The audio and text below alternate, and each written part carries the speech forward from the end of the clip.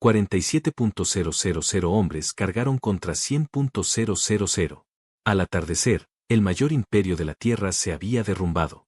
No por asedio, ni por años de guerra, sino en una sola tarde en una llanura polvorienta de Mesopotamia, donde el genio táctico de un hombre destrozó 220 años de dominación persa. En tan solo 8 horas, Alejandro mató o capturó a 40.000 soldados persas, perdiendo solo 1.200 de los suyos. El destino de la civilización occidental pendía de ese único día. Al final de este video, comprenderás exactamente cómo Alejandro convirtió una derrota segura en la victoria más decisiva de la historia. Descubrirás el fatal lapso de 30 segundos que destruyó un imperio. ¿Por qué el arma secreta de Darío se convirtió en su mayor debilidad y en la única maniobra que los militares aún enseñan 2.300 años después? ¿Cómo neutralizó Alejandro 200 carros de guadaña sin perder una sola formación? ¿Qué guerra psicológica empleó Alejandro antes de desenvainar una sola espada? ¿Por qué huyó el rey más poderoso de la tierra cuando la victoria parecía segura?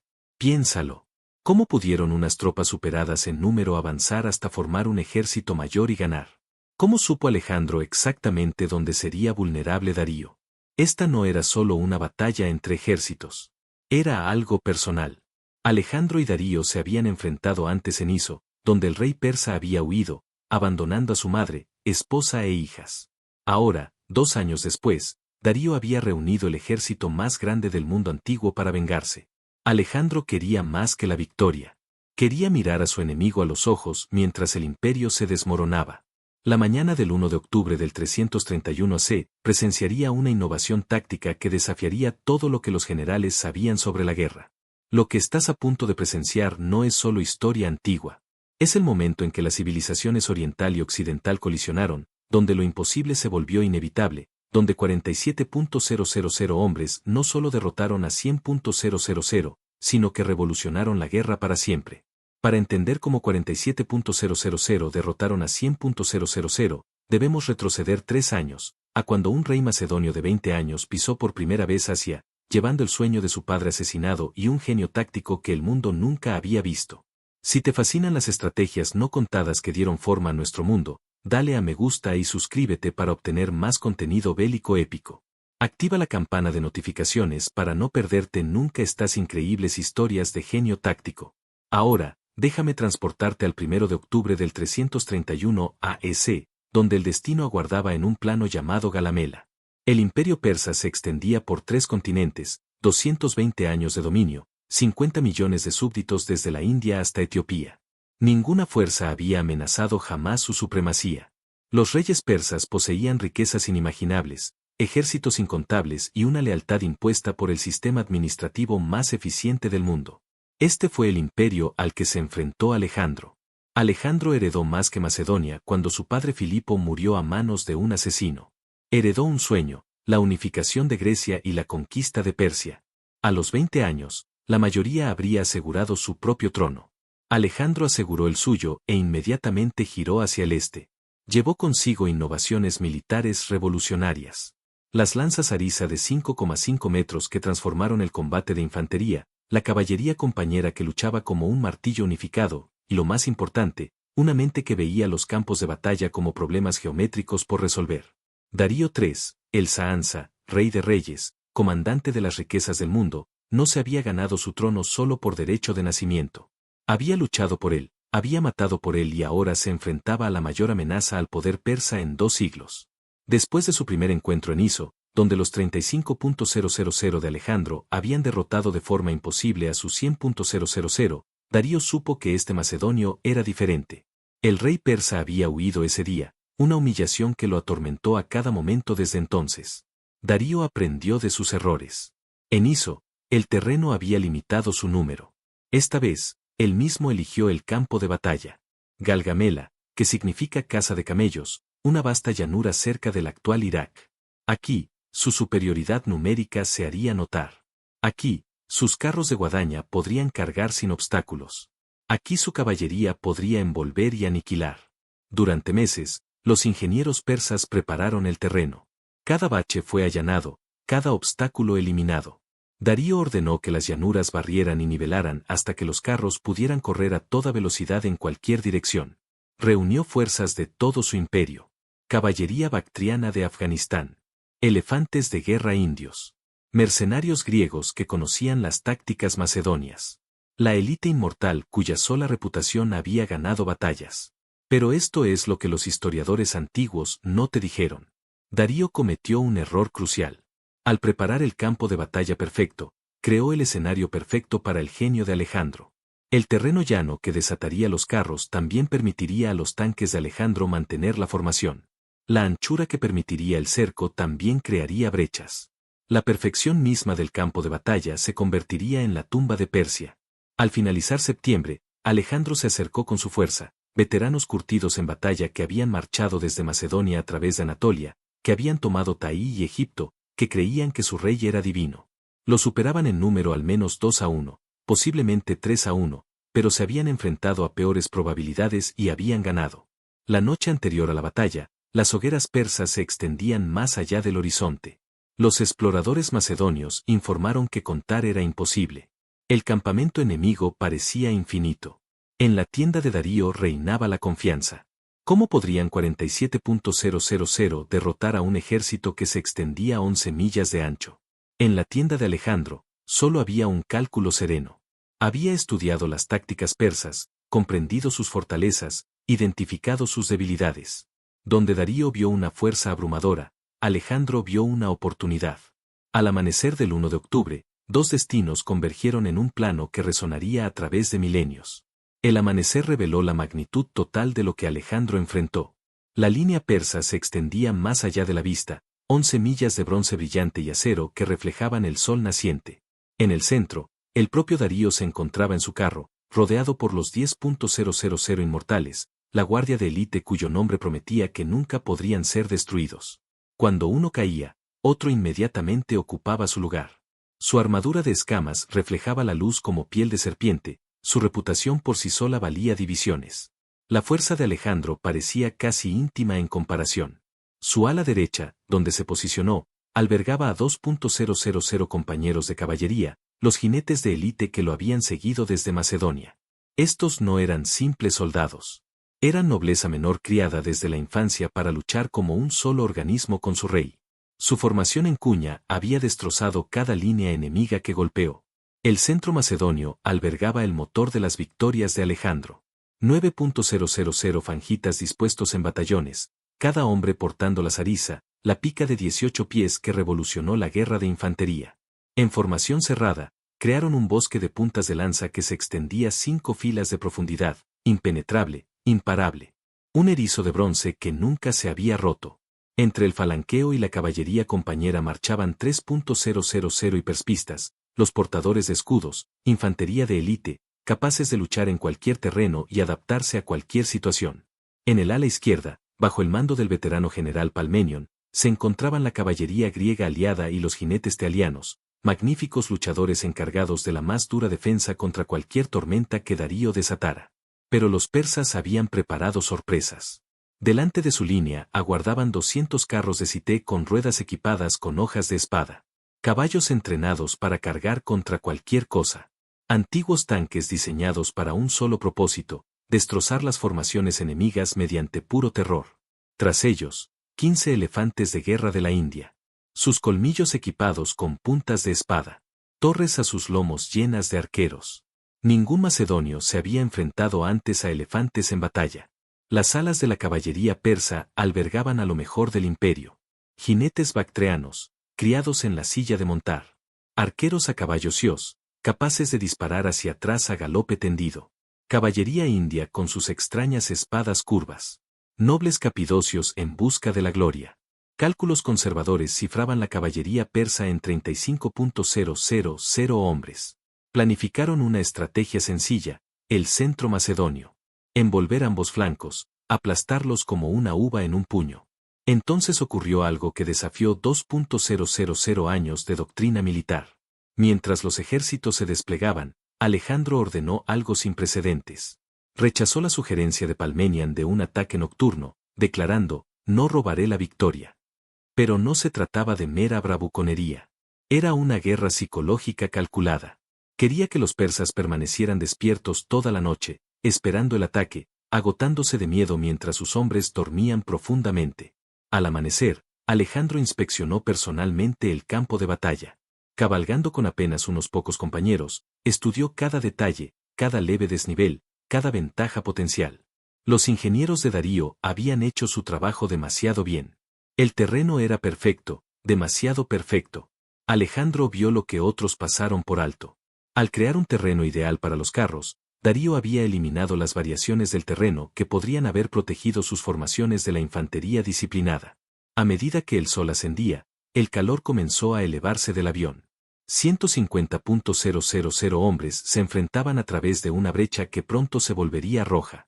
Los sacerdotes persas realizaban sacrificios, invocando a Ahura Mazda para la victoria. Alejandro se sacrificó al miedo mismo, no para protegerse, sino para inculcarlo en sus enemigos. Lo que sucedió a continuación haría llorar a los generales más experimentados. En lugar de formar una línea paralela tradicional, Alejandro dispuso sus fuerzas en un ángulo oblicuo, su ala derecha hacia adelante, su izquierda se resistió y, finalmente, retrocedió. Aún más impactante, colocó fuerzas de reserva detrás de cada ala, formando columnas que podían responder a cualquier amenaza. Estaba creando flexibilidad en una era de líneas de batalla rígidas, preparando contraataques para ataques que aún no habían comenzado. Los persas observaban confundidos.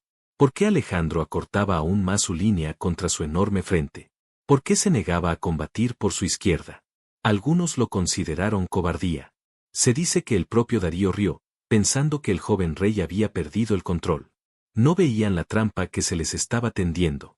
En el ajedrez de la guerra antigua, Alejandro no solo pensaba en un movimiento por adelantado. Orquestaba una sinfonía de violencia que alcanzaría su máximo esplendor justo donde él decidiera. A medida que el sol ascendía, revelando la interminable línea persa en todo su aterrador esplendor, Alejandro hizo algo inesperado. Empezó a marchar con todo su ejército hacia la derecha, alejándose del terreno cuidadosamente preparado hacia un terreno más accidentado. La marcha oblicua de Alejandro hacia la derecha sembró la confusión en las filas persas. El ejército macedonio se movía como un solo organismo, manteniendo una formación perfecta mientras se deslizaba por el campo de batalla como un gran cangrejo de bronce. Esto no figuraba en ningún manual de guerra. Se suponía que los ejércitos marchaban en línea recta, chocando en líneas paralelas, pero Alejandro estaba reescribiendo las reglas en tiempo real. Darío se enfrentaba a una decisión imposible. Su terreno cuidadosamente preparado estaba siendo abandonado. Si Alejandro llegaba al terreno más accidentado de la derecha, los carros de combate serían inútiles, sus ruedas se engancharían y se romperían. El rey persa ordenó a su ala izquierda extenderse más para reflejar el movimiento de Alejandro. Pero aquí es donde Alejandro demostró que no solo era valiente, sino profético. A medida que la línea persa se extendía para igualarlo, las brechas comenzaron a parecer pequeñas al principio, pero el ojo entrenado de Alejandro las captó. Luego, la física misma pareció doblegarse a la voluntad de Alejandro. Su marcha hacia la derecha obligó a Darío a dar el primer paso. El rey persa no podía permitir que Alejandro negara su preparación para el campo de batalla. Ordenó a su caballería del ala izquierda que avanzara. 3.000 jinetes bactrianos y sios atronaron hacia la derecha Macedonia. Alejandro había anticipado esto. Había colocado a Menáidas y 600 jinetes mercenarios como cebo en su extremo derecho. Ahora observe lo que sucede después. 600 contra 3.000 debería haber sido una masacre. Pero Manidas tenía órdenes. Enfrentar. Retirarse. Alejarlos más de sus líneas. El primer choque de armas resonó en el plano cuando la fuerza más pequeña atacó y se alejó. Los persas persiguiendo su sangre arriba. Esto desencadenó la batalla que Alejandro deseaba. Mientras los persas perseguían a Manidas, Alejandro envió más tropas, la caballería Peyonia y luego Cleto con sus veteranos compañeros. La batalla por la derecha se convirtió en una frenética melé de caballería, con grandes nubes de polvo levantándose, pero sirvió al propósito de Alejandro. La izquierda persa estaba ahora comprometida, apartada del apoyo a su centro. Pero a los persas les quedaba una carta que nadie esperaba. Darío desató sus carros de guerra. El suelo tembló mientras 200 máquinas de guerra aceleraban hacia la línea macedonia. Cada carro tenía cuchillas que salían de las ruedas y los ejes. Caballos entrenados para cargar contra los hombres sin pestañear. El estruendo de las ruedas sobre la tierra compactada creaba un sonido que los veteranos recordaron en pesadillas durante décadas. Pero esperen, el verdadero ingenio aún estaba en desarrollo. Alejandro había entrenado a sus hombres para este preciso momento. Mientras los carros se acercaban a todo galope, con los conductores azotando a sus yuntas hasta el frenesí, ocurrió lo inesperado. Las líneas macedonias no se derrumbaron aterrorizadas. Ni siquiera se inmutaron. A 50 yardas, los fangitas hicieron algo que los militares aún no pueden explicar del todo. A la orden, abrieron carriles en su formación, dejando brechas disciplinadas con el ancho justo para un carro. Mientras las máquinas de la muerte retumbaban por estos canales, la infantería ligera acudía en masa desde los costados con jabalinas y flechas. Apuntaban primero a los caballos, luego a los conductores. Los carros se estrellaban, se desplomaban, se hacían añicos. Los que lograron pasar se encontraron en la retaguardia macedonia, rodeados de tropas de apoyo que masacraron a las tripulaciones. El arma psicológica que debería haber destrozado al ejército de Alejandro había fracasado por completo. De 200 carros, ninguno logró su propósito. En los siguientes 30 segundos, imperios surgirían y caerían porque Darío acababa de jugar su carta del triunfo y la vio fallar. A la izquierda Macedonia, Palmenian se enfrentó a la tormenta que Alejandro había predicho. El ala derecha persa Mosas, al mando de la caballería Capidocia y Armenia, se estrelló contra los tesalios. Aquí estaba la batalla convencional en su máxima expresión. El choque de bronce contra bronce creaba un sonido como un trueno continuo. Los palmenianos se doblaron, pero no se rompieron. Justo como Alejandro necesitaba. Pero esto es lo que los historiadores antiguos no contaron. Mientras todos observaban la dramática carga de carros y las mellizas de caballería en ambos flancos, Alejandro estaba creando algo en el centro. Su aproximación oblicua, su marcha hacia la derecha, el despliegue de las fuerzas persas en ambos flancos, todo tenía un propósito: estirar la línea persa, obligándola a extenderse más allá de su cohesión natural. La brecha se formaba en el polvo y el caos arremolinados, con miles de hombres enfrascados en una lucha a muerte. El genio de Alejandro se reveló. La línea persa, de 17,7 kilómetros de ancho, no podía mantener un contacto perfecto en toda su longitud.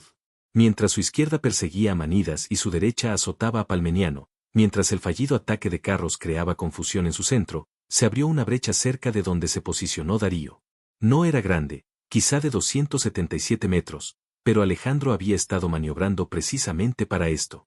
Un shock estadístico. En ese momento, 8.000 jinetes persas estaban comprometidos contra 4.000 macedonios en el ala derecha. Otros 15.000 palminianos presionaban, 7.000 en la izquierda. El centro persa, a pesar de su enorme tamaño, había desarrollado la única debilidad que Alejandro necesitaba: una brecha en su línea de batalla. Los nobles persas cerca de Darío también lo vieron, gritando advertencias, tratando de mover tropas para llenar el espacio. Pero en el polvo y el ruido, con unidades ya comprometidas, las órdenes tardaban en transmitirse, y más aún en ejecutarse. La brecha existió quizás durante minutos como máximo. Entonces Alejandro la vio. El momento que había estado creando todo el tiempo, a través del polvo y la carnicería, se había abierto un corredor directamente hacia el estandarte real persa, hacia el propio Darío. La brecha parecía como si el destino mismo la hubiera tallado en la línea persa. 300 yardas de terreno abierto en un frente de 11 metros. Parecía imposiblemente pequeño. Pero Alejandro había pasado 3 años imaginando este momento exacto. Cada batalla, desde el Gránico hasta Egipto, lo había preparado para los siguientes 7 segundos que cambiarían la historia del mundo. Formando la cuña, la voz de Alejandro atravesó la cacofonía del campo de batalla. Los 2.000 compañeros de caballería giraron con precisión experta, creando su formación característica. Alejandro en la punta, sus compañeros más cercanos formando la vanguardia. Las filas se extendían tras ellos como una lanza dirigida al corazón de Asia. Este es el momento que necesitas comprender. Lo que sucedió después no fue solo valentía. Fue precisión geométrica unida a la audacia. La formación en cuña concentró la máxima potencia de ataque en un solo punto, protegiendo los flancos. Física, psicología y pura voluntad se combinaron en algo que trascendió las posibilidades militares normales. Pero Darío aún tenía a sus inmortales. 10.000 infantes de élite se interponían entre Alejandro y el rey persa. Su reputación se remontaba siglos atrás en Termópoli. Finalmente habían derrotado a los 300 espartanos. Llevaban escudos de mimbre revestidos con armadura de escamas metálicas que desviaban las flechas y la confianza de hombres que nunca habían huido de un campo de batalla. Alejandro no apuntó a los inmortales. Apuntó al hueco que había junto a ellos. La caballería acompañante avanzó a toda velocidad. A todo galope, un jinete cargando genera la fuerza cinética de un choque de coches moderno. Ahora multiplícalo por 2000. El estruendo de los cascos sacudió la tierra misma. Alejandro cabalgaba sobre Busilo, el caballo de guerra negro que lo había llevado a través del mundo conocido. Hombre y montura pensando como una sola conciencia, centrados en un único objetivo. En los ojos de Darío, Alejandro no vio a un rey, sino a una presa. El gobernante persa permanecía de pie en su carro real, rodeado de su guardia, observando cómo esta cuña de bronce de la muerte aceleraba hacia él. El hueco que parecía manejable de repente reveló su naturaleza fatal. Los inmortales no podían moverse lo suficientemente rápido como para cerrarlo sin destruir su propia formación. Pero entonces llegaron los hipaspistas. Estos 3000 infantes de élite habían seguido el ritmo de la carga de caballería, una hazaña casi imposible que hablaba de su condición suprema. Mientras los compañeros abrían la brecha, los altos paspistas se abalanzaban sobre ellos, impidiendo que se cerrara y convirtiendo una incursión de caballería en una ruptura. La estructura de mando persa, construida sobre una rígida jerarquía, no se adaptaba con la suficiente rapidez. Las órdenes debían fluir de Darío a los comandantes, a los subcomandantes y a los líderes de unidad. En esos segundos cruciales, a medida que la cuña macedonia se adentraba más, la parálisis se extendió por el centro persa. Lo que siguió no fue una batalla, sino una aniquilación calculada. Los compañeros atacaron las filas traseras persas a toda velocidad. Hombres que nunca habían esperado luchar se encontraron frente a la élite de Macedonia. La propia lanza de Alejandro golpeó la carne persa una y otra vez hasta que se hizo añicos. Desenvainó su espada y continuó matando con mecánica eficiencia. Aquí es donde la batalla se convirtió en leyenda. Las fuentes antiguas describen a Alejandro luchando como un poseso. Pero eso no es cierto. Cada golpe era calculado, cada giro de bupilis, deliberado. No estaba furioso. Dirigía una sinfonía de violencia donde cada nota había sido compuesta con años de antelación. La falange lo siguió. 9.000 cisas descendieron al unísono, creando ese distintivo erizo de bronce que nunca se había detenido. Se abalanzaron sobre la brecha tras los hiperspistas, extendiéndose a izquierda y derecha, acorralando la línea persa desde dentro. Las matemáticas de la guerra cambiaron repentinamente. La ventaja numérica persa no significaba nada cuando se atacaba de frente y de flanco simultáneamente. Pero un momento, el golpe mortal aún se estaba gestando. Mientras Alejandro avanzaba hacia Darío, algo extraordinario ocurrió en las filas persas. El pánico se extiende por los ejércitos como el fuego por la hierba seca. Y aquí encontró el combustible perfecto. Las unidades vieron su centro abierto, vieron al rey macedonio dirigirse directamente hacia su gobernante divino, y la duda se convirtió en terror. Darío se enfrentó al momento que atormenta a todo gobernante, luchar o huir. En Isus, había huido y salvado la vida, perdiendo el prestigio de un imperio. Ahora, con Alejandro visible a través del polvo, lo suficientemente cerca como para distinguir sus rasgos individuales, el rey de reyes tomó su decisión. Los relatos históricos difieren en cuanto al momento exacto, pero el resultado fue inconfundible. Darío giró su carro y huyó del campo de batalla. El hombre que comandaba 100.000 guerreros que encarnaban la autoridad real persa, que se remontaba a Ciro el Grande, abandonó su ejército para salvar su vida. En ese momento, el rey se convirtió en presa. El cazador en leyenda. El impacto psicológico fue instantáneo y catastrófico. El rey huye. El grito se extendió por las filas persas más rápido que cualquier orden. Si el propio Saansa los había abandonado, ¿qué esperanza les quedaba a los soldados rasos? El centro se disolvió. Las unidades de élite que nunca se habían retirado comenzaron a retroceder, luego a caminar, luego a correr. Pero Alejandro no había terminado. Esto no era valentía. Era destrucción sistemática. Empujó a sus compañeros hacia las filas persas, que se derrumbaban, aniquilando a los nobles que huían, destrozando cualquier intento de reagruparse. Toda ventaja persa se convirtió en un lastre. Su número creó una presión aplastante mientras los hombres intentaban escapar. La velocidad de su caballería hizo que las unidades que huían se estrellaran con las que seguían combatiendo. Entonces lo imposible se hizo inevitable. El ala izquierda persa, que había estado presionando con fuerza a Menado, vio como su centro se evaporaba y su rey huía. Bessus, al mando de la izquierda, se enfrentó a la victoria de pesadilla de cualquier general en su frente mientras el desastre se desarrollaba a sus espaldas. Tomó la única decisión racional y ordenó la retirada. El impacto estadístico inundó el momento. En menos de 20 minutos, los 2.000 compañeros de Alejandro habían destrozado el centro persa, obligado a 10.000 inmortales a retirarse y obligado a un ejército de 100.000 a una huida caótica. Las disciplinadas formaciones que habían tardado meses en formarse se disolvieron en un pánico de sálvese quien pueda. Pero entonces, estalló la crisis de Palmenian. En la izquierda macedonia, el viejo general se enfrentó a la catástrofe. El ala derecha persa, bajo el mando de Misa, no había recibido noticias de la huida de Das entre el polvo y la confusión. Siguieron presionando su ataque. Peor aún, parte de la caballería persa se había abierto paso, dirigiéndose al campamento de bagaje macedonio donde el tesoro y los heridos de Alejandro aguardaban indefensos. Un mensajero llegó a Alejandro. Palmenian necesitaba ayuda inmediata o la izquierda se derrumbaría. Aquí Alejandro se enfrentó a su propia decisión.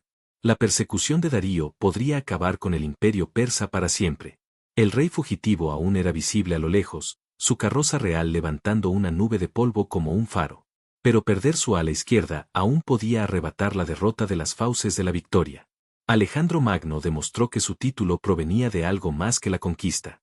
Hizo girar a sus compañeros, una hazaña nada fácil con 2.000 jinetes ebrios de victoria y sed de sangre, y cargó de vuelta a través del campo de batalla que acababan de devastar. Lo que Darío vio a continuación lo destrozó por completo. El rey macedonio del que huía se había alejado, no para consolidar la victoria, sino para salvar a su subordinado. Así no luchaban los reyes de la antigüedad. Esta lealtad a los hombres por encima de la gloria representaba algo nuevo en el mundo. La caballería compañera arremetió contra la retaguardia del ala derecha persa justo cuando presentían la victoria sobre Palmania. Atrapadas entre el martillo y el yunque, incluso estas tropas de élite se desmoronaron. La última formación persa cohesionada se disolvió en la ruta general. El minuto siguiente resonaría durante 2.300 años. Lo que había sido el ejército más grande del mundo antiguo se convirtió en una turba en fuga. El campo de batalla, cuidadosamente preparado, se convirtió en un campo de batalla mientras la caballería macedonia perseguía sin piedad. Los nobles persas se deshicieron de sus armaduras para correr más rápido. La caballería abandonó a la infantería. Los oficiales abandonaron a sus hombres. En una tarde, 220 años de dominio militar persa terminaron. No por largas campañas ni asedios agotadores, sino por la capacidad de un hombre para ver una brecha que aún no existía y crear las condiciones para su aparición. Recuerden esta cifra. Al atardecer, 40.000 muertos persas cubrían la llanura de Gala. Los macedonios habían perdido 1.200 hombres. En 8 horas, el curso de la civilización había cambiado. La era de Persia había terminado. El mundo helenístico estaba naciendo entre sangre y genio. Mientras el carro de Darío desaparecía en nubes de polvo, su imperio disolviéndose tras él como la niebla matutina ante el sol, la batalla se transformó en una masacre. El colapso de un ejército de 100.000 crea su propia física terrible. Hombres desesperados por escapar pisotearon a sus camaradas. La caballería atropelló a la infantería presa del pánico por huir. Las cuidadosas divisiones étnicas del ejército persa, diseñadas para prevenir una rebelión unificada, impedían ahora una retirada unificada. Los bactrianos no entendían las órdenes capidocianas. Los indios se toparon con los armenios. El caos se alimentaba del caos. Alejandro dividió sus fuerzas con brutal eficiencia. La caballería teeliana persiguió, huyendo de los persas hacia la izquierda.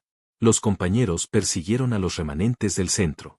La caballería ligera se abrió paso para cortar las rutas de escape. No se trataba de una masacre aleatoria. Era la destrucción sistemática de la capacidad militar persa. Palmenian, el general de 70 años que había servido a Filipo antes que Alejandro, había defendido el ala izquierda contra todo pronóstico. Ahora reforzados y victoriosos, sus tropas se unieron a la persecución con la energía de hombres que habían enfrentado la muerte y sobrevivieron. El ataque persa por la derecha contra el campamento de bagajes casi había tenido éxito. Estaban a minutos de capturar el tesoro de Alejandro cuando el oportuno regreso del rey los destrozó. Surgieron historias individuales de la carnicería. Eistion, el compañero más cercano de Alejandro desde la infancia, perdió a su caballo bajo sus órdenes, luchando a pie hasta que llegó el rescate. Un noble persa, negándose a huir con su unidad, cargó directamente contra Alejandro, acercándose lo suficiente para herir a Bupilis antes de que Clatus el Negro le clavara una lanza en la garganta, salvándole la vida por segunda vez. Pero la verdadera magnitud de la victoria se reveló en las cifras. Al caer el crepúsculo sobre Galgamela, los exploradores macedonios comenzaron a contar.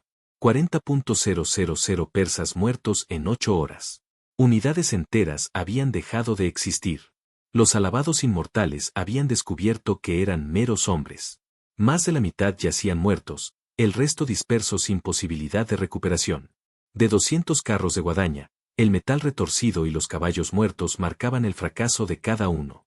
Los 15 elefantes de guerra habían sobrevivido en su mayoría, sus cuidadores indios los entregaron intactos como futuras incorporaciones al arsenal de Alejandro. La persecución continuó durante la noche. Alejandro impulsó a sus exhaustos hombres hacia adelante porque comprendió algo fundamental. Un ejército derrotado podía reagruparse, pero un ejército destruido jamás volvería a representar una amenaza. Durante 56 kilómetros, la caballería macedonia hostigó a los persas que huían. No se mostró piedad a las unidades que intentaron resistir y luchar. Esta fue la guerra del mundo antiguo en su forma más brutal, rendirse o morir. La ruta de escape de Darío contaba su propia historia de colapso imperial. El rey de reyes había abandonado su carro por un caballo veloz, había dejado a un lado su insignia real, cabalgando con un puñado de guardias durante la noche. Tras él, el poderío militar de su imperio yacía destrozado. Por delante aguardaba solo la menguante esperanza de reunir otro ejército en las provincias orientales. Al amanecer del 2 de octubre, la magnitud de la victoria de Alejandro quedó clara. Los macedonios habían capturado todo el campamento persa, 4.000 talentos de oro, suficiente para financiar ejércitos durante décadas. Pabellones reales que albergaban tesoros acumulados durante siglos. Más importante aún, capturaron el convoy real persa, incluyendo correspondencia que revelaba que sátrapas podrían rendirse sin luchar. Pero aquí es donde el genio de Alejandro se extendió más allá del campo de batalla. No ordenó ninguna celebración ni descanso.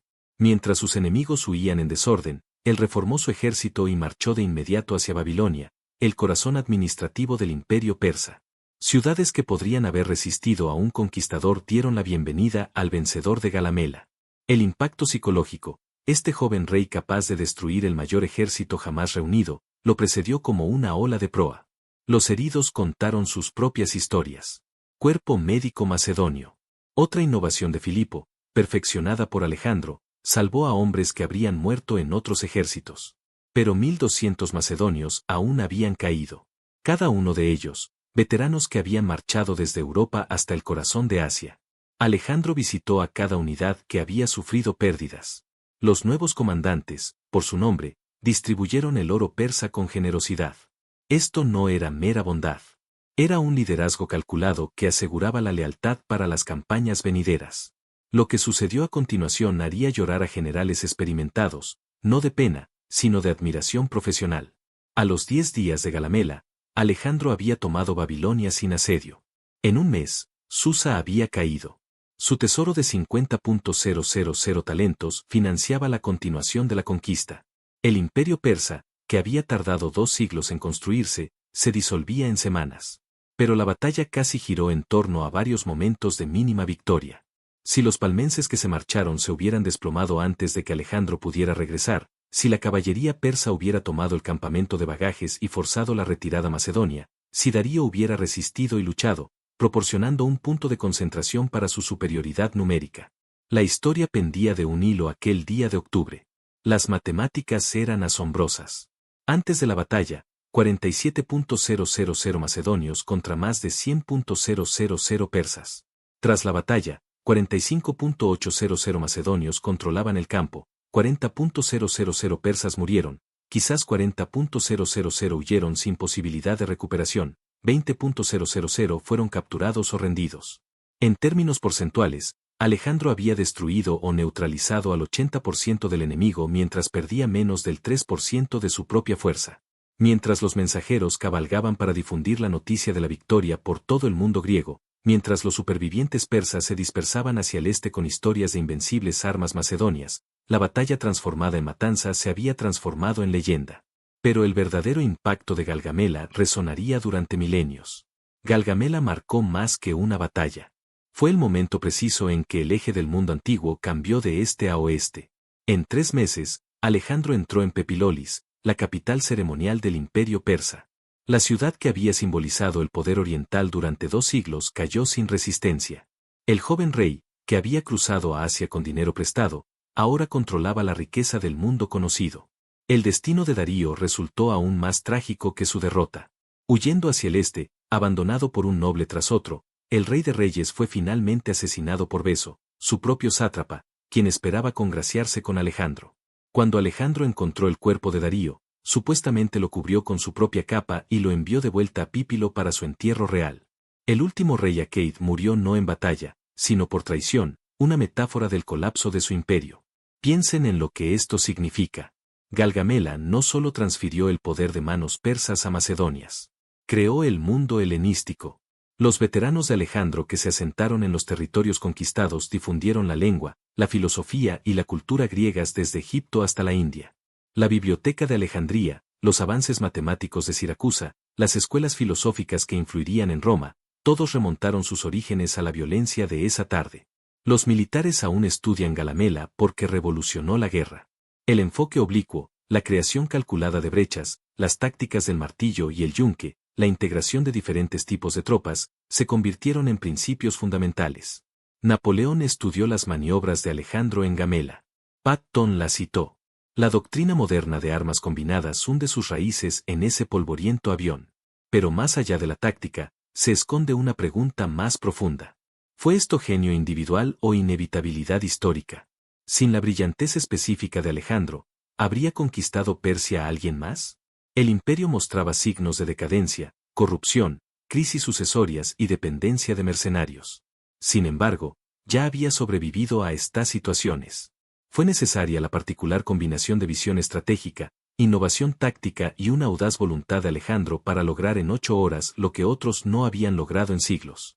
Consideremos las hipótesis que atormentan a los historiadores. Si Alejandro hubiera muerto en la carga, como casi lo hizo en múltiples ocasiones, su imperio jamás habría existido. La cultura helenística no se habría extendido. Roma podría haberse enfrentado a una Persia aún poderosa en lugar de a reinos sucesores debilitados. El cristianismo y el islam, ambos influenciados por el pensamiento helenístico, se habrían desarrollado de forma diferente. El efecto mariposa de Gamela se extiende por todos los aspectos de la civilización occidental. Las cifras solo cuentan una parte de la historia. Sí, 47.000 derrotaron a 100.000. Sí, 40.000 persas murieron contra 1.200 macedonios. Pero la verdadera victoria fue psicológica. Después de Galamela, ningún ejército se enfrentó a Alejandro con plena confianza. El mito de la invencibilidad, más poderoso que cualquier arma, lo precedió hasta las fronteras de la India. 220 años, terminaron en una tarde. El imperio amónida, fundado por Ciro el Grande, que había humillado Grecia en el Termopolio, que parecía eterno como las montañas, se disolvió como la niebla matutina. En su lugar surgió algo nuevo, una fusión de Oriente y Occidente que creó las bases culturales para Roma, para Bizancio, para el redescubrimiento renacentista del conocimiento clásico. Cuando los historiadores militares buscan la batalla más decisiva de la historia humana, Galamla se alza suprema. No solo por su brillantez táctica o sus consecuencias estratégicas, sino por cómo demuestra una verdad fundamental. Que en los momentos cruciales, el genio individual puede anular todo cálculo de probabilidad.